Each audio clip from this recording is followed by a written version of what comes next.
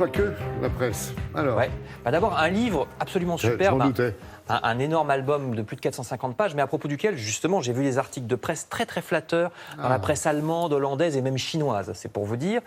C'est sur l'histoire des graphiques, l'histoire des schémas et des dessins d'information à travers les âges qu'on retrouve dans la presse, justement. Il y a vraiment de tout, aussi bien les toutes premières représentations de rhinocéros en Europe vers 1515 que la plaque métallique qui a été envoyée, vous savez, vers l'espace, dans la sonde Pioneer à la fin des années 70, qui représente l'humanité.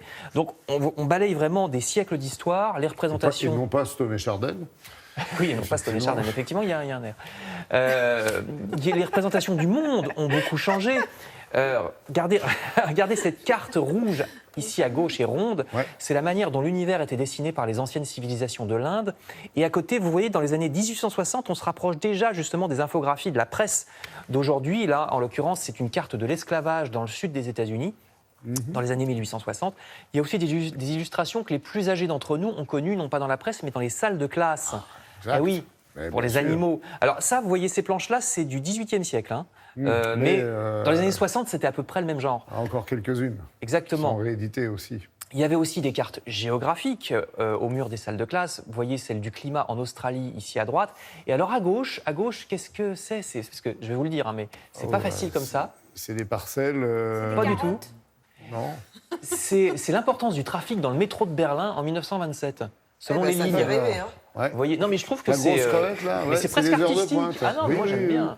C'est vraiment presque de l'art. artistique. Je trouve Presque, qu'on il a est dit. évolué au niveau du dessin. Hein. Alors, Ouais. un design que les amateurs aimeront décortiquer dans ce très beau livre. Je vous montre encore des infographies en oui. coupe. Vous savez, les coupes qui permettent de comprendre comment un truc technique fonctionne. Ah, le Spitfire. Ici, un avion Spitfire britannique des années 40, ou bien la station de métro de Piccadilly, toujours à Ça a l'air Londres. génial ce bouquin. Ah, mais c'est génial. effectivement. Ça s'appelle Histoire des graphiques d'information. Un grand format. C'est très lourd, le truc qui fait 10 kilos, vous savez. D'accord, ok. Aux éditions Taschen.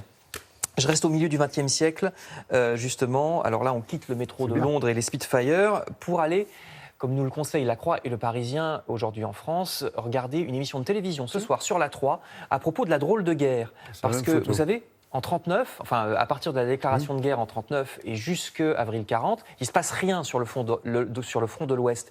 Et donc en France, on attend Hitler dans une espèce d'attente angoissée des combats qui n'arrivent pas.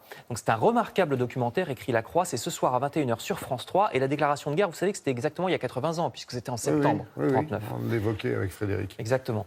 Enfin, je termine avec C'est raconté par Jean-Pierre Daroussin. hein. Oui, c'est vrai. C'est ça.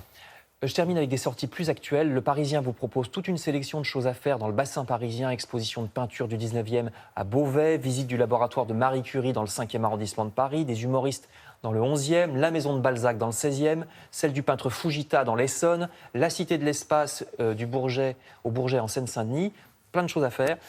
Tandis que La Croix vous présente, je termine, l'agenda des plus grandes expositions de l'automne qui Parfait. arrivent, de Léonard de Vinci au Gréco, en passant par des expositions en province, c'est dans La Croix.